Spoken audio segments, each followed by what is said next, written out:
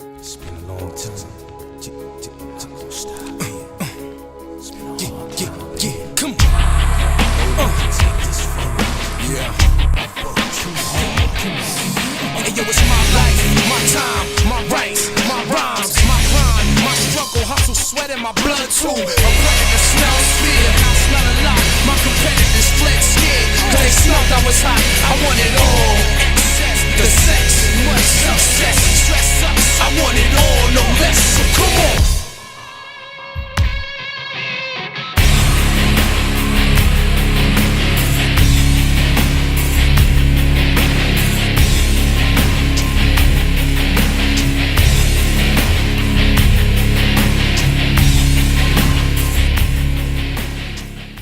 What up? It's your boy T-Bear on a reaction to Today's Wrestling Wednesday. By get some more tens of wrestling. This is another one WWE. This is 10-time WWE put a jobber in a pay-per-view, man. And this one's from WrestleMania. There's been time then got folks that, you know, they thought was going to be the ish, then they didn't turn out as great as it would be. Got put in the main event because they had high hopes for them, but it didn't turn out. Or got mixture in the gimmick, got mixture in a storyline to put them in there. But either way, there's times that, you know, some of the folks who ended up being jobbers had a little bright moment though. But other than that, let's check out 10 times WWE put a jobber in the main event scene. Let's get it. 10 times WWE put a jobber in the main event scene.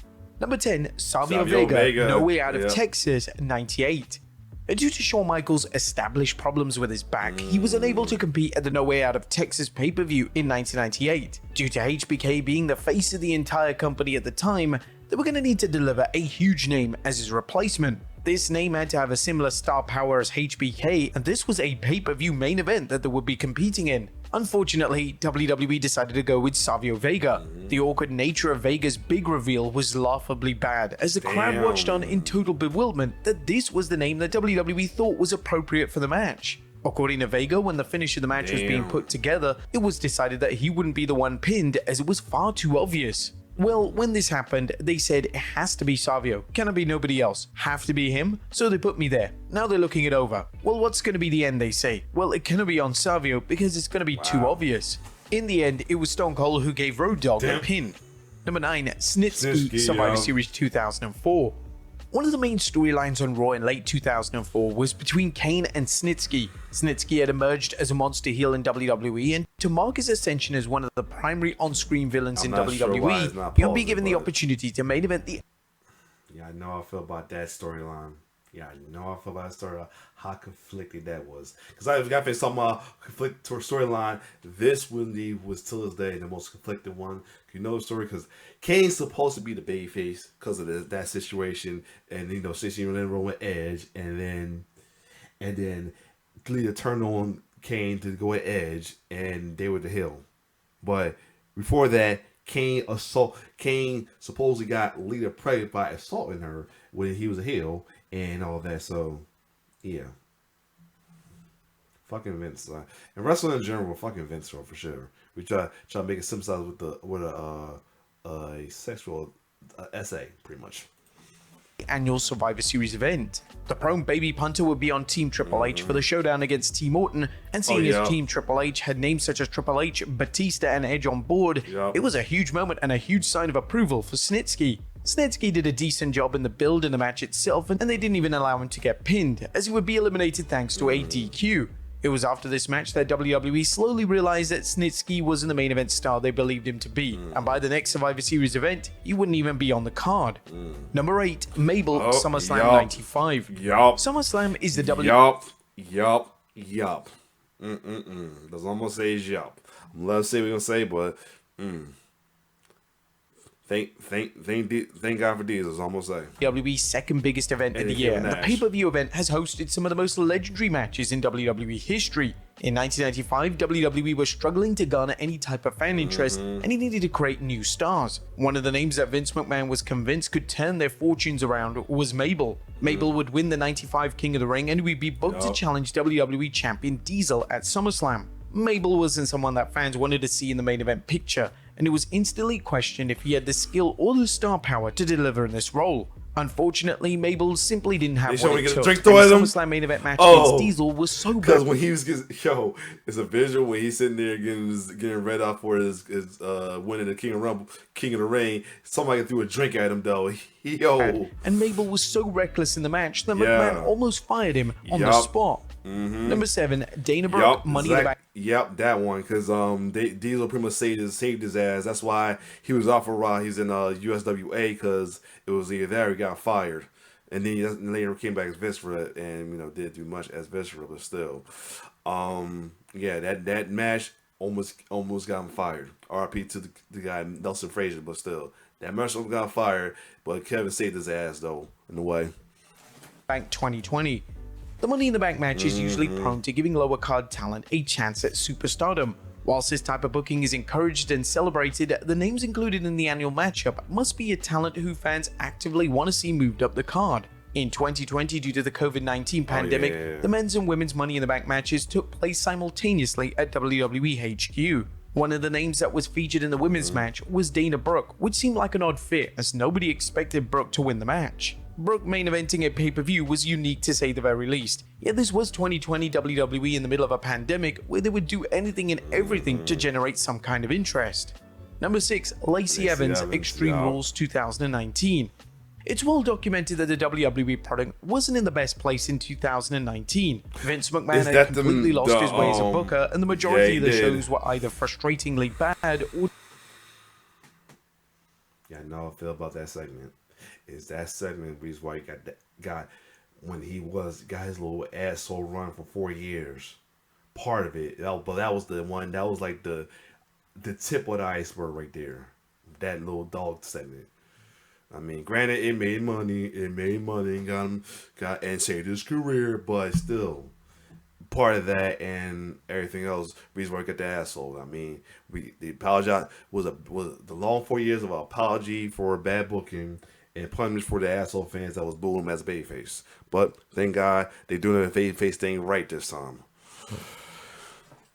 Just simply boring. One of the more questionable pay-per-view main events from this time match? was the main event of Extreme Rules 2019. McMahon would book Seth Rollins and Becky Lynch to take on the duo of Baron Corbin and Lacey Evans. Evans had only been on the main roster for a few months, and it was crazy that she was already main eventing a major pay-per-view. This booking move led to instant criticism, as some fans were questioning if Evans was even ready for the WWE. And also, this also led to fans being tired. Fans not feeling Seth face run anymore. That's the other thing too that sucked about it. Like his face run was slowly dwindling over, and that's just one of the reasons, right? Yeah. Main roster, never mind a major match on pay-per-view. Number 5, Farouk, King of the Ring 97.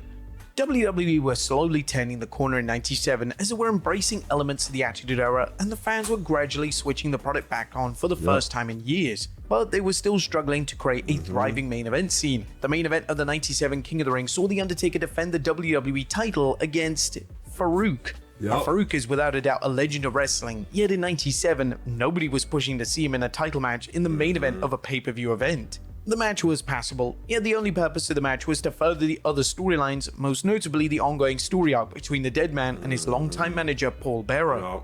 Number 4, Jinder Mahal, Backlash 2007. You know, if Ross watched it, he'd be making the same face too, or just something like it. Yeah. All just to get some love from India. The marketing champion right there. The market champion. That's one of the WWE market champion right there. 17. All for some marketing. Following WrestleMania 33, WWE decided to go in a wild and unexpected direction with their main event scene on SmackDown. Jinder Mahal, who'd been a jobber in WWE, was suddenly going to be thrown into the main event picture, and he was going to main event the 2017 Backlash pay-per-view. This move led to extensive criticism, and when WWE made the call to crown Mahal as the new champion, a portion of the audience turned their backs on the WWE product. Mahal would then main event numerous pay-per-view events throughout 2017, and whilst he did the best job he could in a difficult role, WWE ultimately set him up for colossal failure.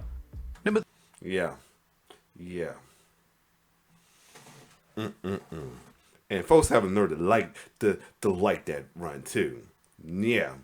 That's where you really know that folks was just hell fiending and they was loving it. I get it if that's he's part of your culture, but still, you know you hell fiending. You actually enjoy that run. No one's a nothing but a damn marketing run. That's all at best.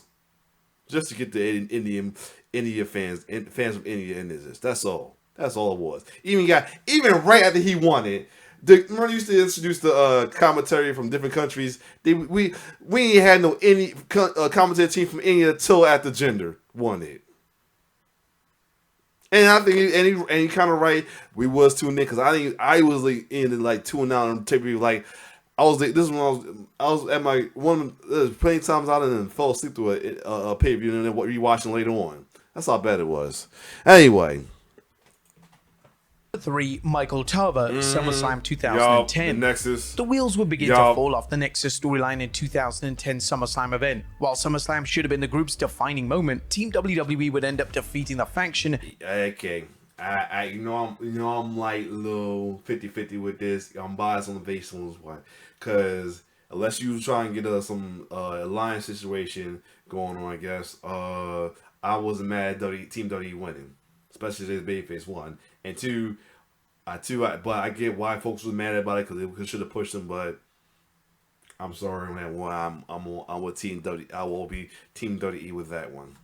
Team Cena WWE. This led to the group losing the majority of the momentum. The Team Nexus versus Team WWE match is interesting to examine as numerous names got to main event a blockbuster show SummerSlam. One of these names would be Michael Tarver.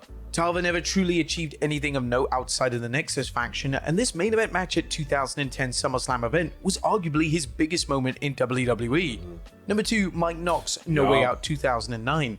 The main event of the No Way Out pay-per-view in 2009 featured a star-studded lineup colliding in the Elimination Chamber for the world title. The match featured Edge, John Cena, Chris Jericho, Rey Mysterio, Kane, and Mike Knox.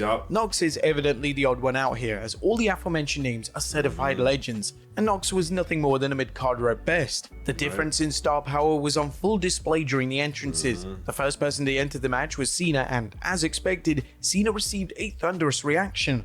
Knox would then follow, and it was like thousands of fans had just left the arena because it was that quiet as Knox made his way into the chamber. WWE even made the bold call to have Kane eliminated first in the match, and they did try to present Knox as somewhat credible, yet the crowd just couldn't care less about anything he did. It was appreciated that a young star was featured amongst the array of legends, as WWE did need to make new stars at the time, yet Knox was just an incredibly unusual fit. WWE did try this formula the next year, as it would have names such as Kofi Kingston and John Morrison featured in the chamber matches, but these were names that fans without question wanted to see in these huge spectacles. Half of the babies too, but still. And number 1, the Spirit Squad Vengeance 2006.